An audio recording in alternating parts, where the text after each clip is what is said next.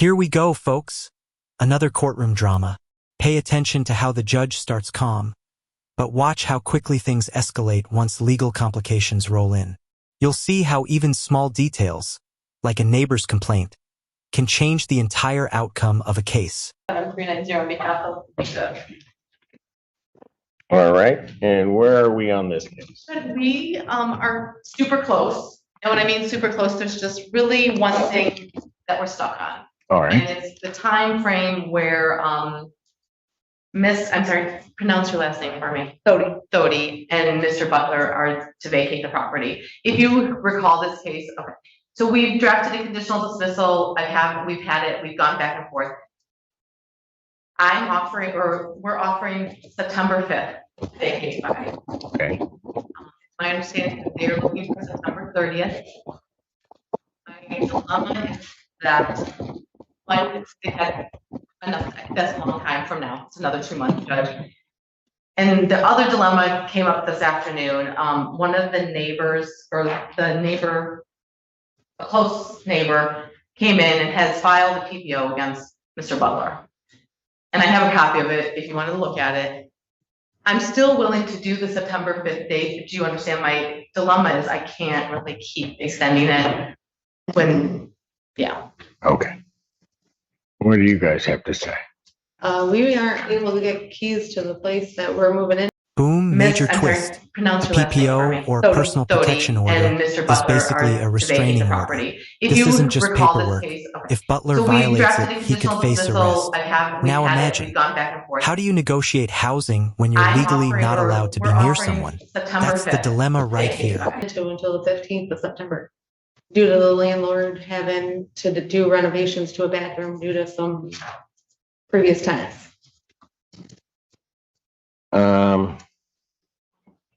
Okay, so part of our problem is that we have the PPO. So how close in proximity are? Across the street. Judge. That was one of my first questions. Can I see the PPO? Okay, please. And ma'am, are you aware of the PPO? Dates are wrong. Yeah. I'm sorry, what's? Oh, we're filing a motion against it. Yeah, it'd take place someplace else. So, The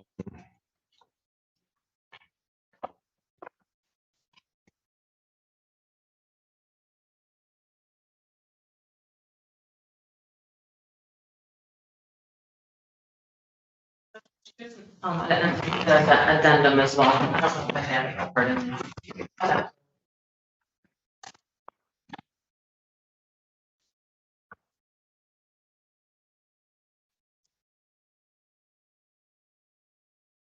yeah, that's in.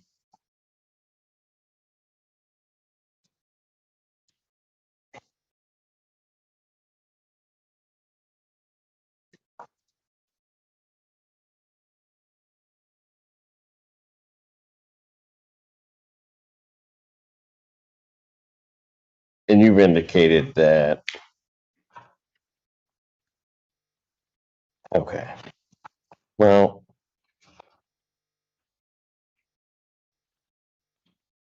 here's going to be our problem, because Mr. Butler is not on the lease there, correct? He's an authorized occupant. They were correct. Originally, he wasn't. Then they were both put on as authorized occupants. He was put on his own. He was put on. And then Samantha was later. Was later as well. Okay, yes, Judge. They are, yes. Okay. I mean, although these are standard provisions that are in here, the one that I'm concerned about is the following are appearing within the site of the petitioner, which may be a problem for the neighbor. All right, let me ask you this. And I would just say that it may be better for Mr. Butler if the Do you have a hearing date on that yet? Or you haven't filed anything yet? I think he was just served on the 27th, which would have been yesterday, so I don't think that they probably have a hearing date yet. All right. My concern would be doing anything where I'm in any way expressing that he can remain in a position where he may Agreed, and violate that. hence the reason as soon as I knew about it, brought copies to make sure you were aware of it.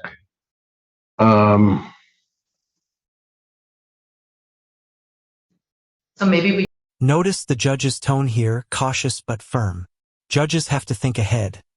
If they let Butler stay and he violates the PPO, the court itself looks reckless.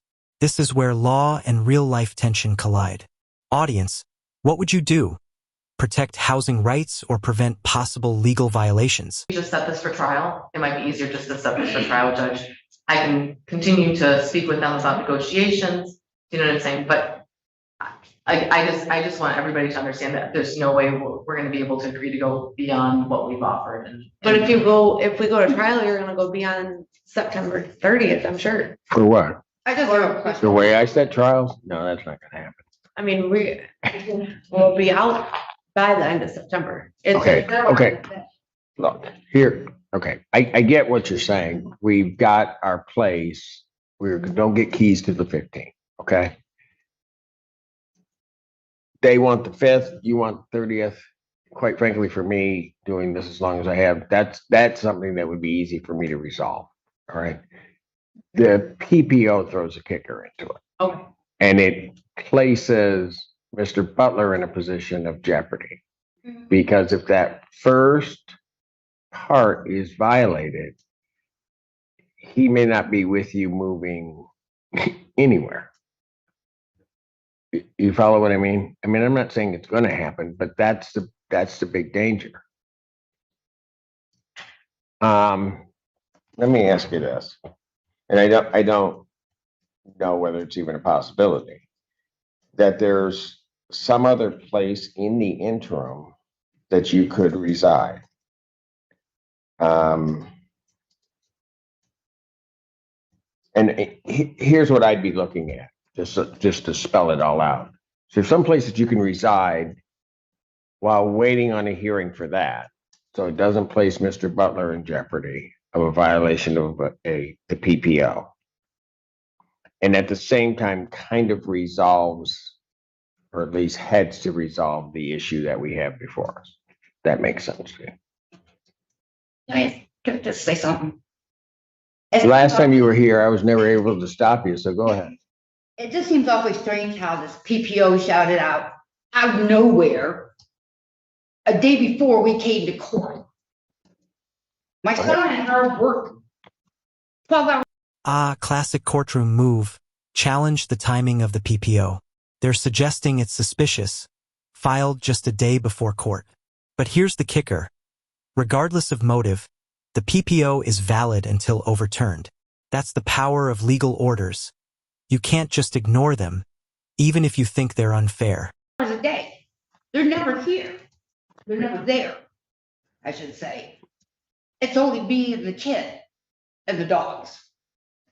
But this is what I don't understand, is how out of the blue, these people across the street that are her best friends with a manager, out of the blue, just file a PPO. Okay. That may be something in the PPO hearing you might want to ask. I just am viewing that, and that's a valid order of Judge Slay. That's where I am. It might be something that you might look at and question, but for me, that's a valid order, and he's been served with it, which is a whole other issue. It's not like something he doesn't know of and hasn't been served. So yeah, maybe a legitimate question, but for me, it's here. That's the order I have. So that gets back to that point that I was just asking you. Is there the possibility of? I honestly don't know, Your Honor. I can see. Okay. That's all I can give you for an answer is I can see what I can come up with. Okay, so here's the deal. If we're gonna have a trial on this, I'm setting it for the 8th. September, August. 8th of August. If you go to trial and lose, you're not anywhere close to even September 15th.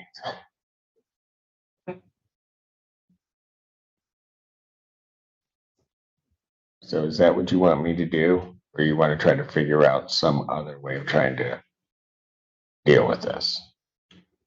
Try to figure it out.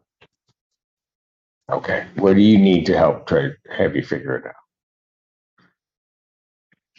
Now they go to a hotel, Bay Shore wants to pay for the hotel. I don't know. All right. Where's Mr. Butler now? He's back there. All right. Quiet. Can I say something? I don't even think the order got signed by the judge. Pardon? I don't even think the order got signed by the judge.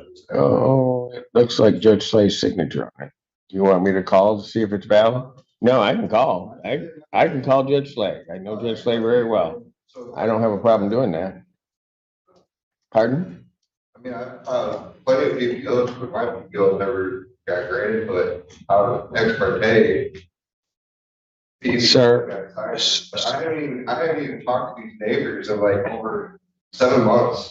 Can you I know PPO appears. call either Judge Slay or Mr. Gallagher? Get their chambers online. Let's find out if it's valid. And we can run Maine. We can run Maine actually and find out. But I don't think I can in this case. All right, look. Let me pass this matter briefly. Go out. I'm going to check. He's raised the issue as to whether or not it's valid or not.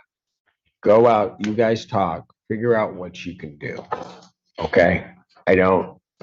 If there's anything you can do. Okay? All right. The 5th and just be done with it. Pardon? Once I talk to her, go back over it. No, just put it in for the 5th and We'll be deal done with with it. I'm done with it. Yes. Just I'm done. put. Ma'am, do not. No. You have come in here and I have always been respectful to you. You will not be disrespecting this court because Whoa, tension explodes here. Watch the judge shut it down instantly. Courtroom tip. Judges demand respect, no matter how frustrated you are. Losing composure in front of a judge, that's like handing your opponent free points. I will give you a place to stay tonight. Am I clear? Yes. Just have her. Judge, I need you to, let's just discuss it briefly, Judge. You already have one. Why can't we just sign it and be done? Ma'am, go out and talk. I don't think anybody wants to be in this position, but the order's there.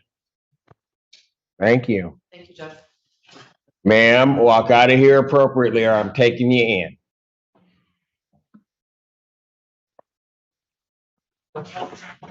Oh, Yes. Take care, guys.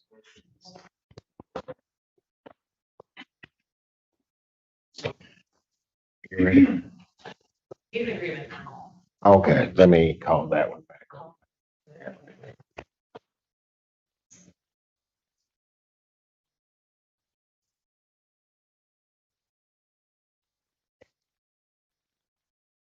Orchard Grove versus Jan Butler.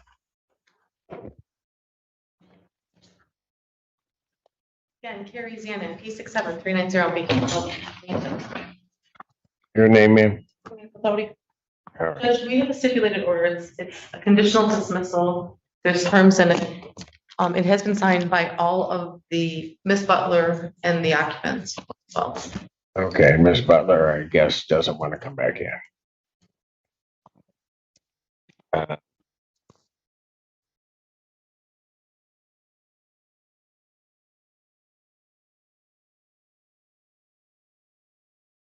to also explain to Miss Dodie and Miss Butler outside, their rights under MCR 4.201I.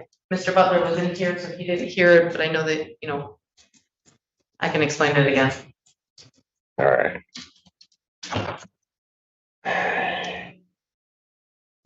If you recall, we talked about them coming to visit and make sure that they can help. There's 3 days that they can do that. It's for the period between 9 a.m. and 9 p.m. they can come and do whatever she needs to do on that day. And so, I mean, Yes. it's everything that we talked about, Judge. All right. I will sign off on this. Mr. Butler, you're unrepresented by counsel. You have 3 business days to think about this. You believe that there's some legal reason, some confusion on your part, some right you didn't assert, you'd have to file a motion within those 3 business days. You understand that, sir? Okay. Today is 7:28 still.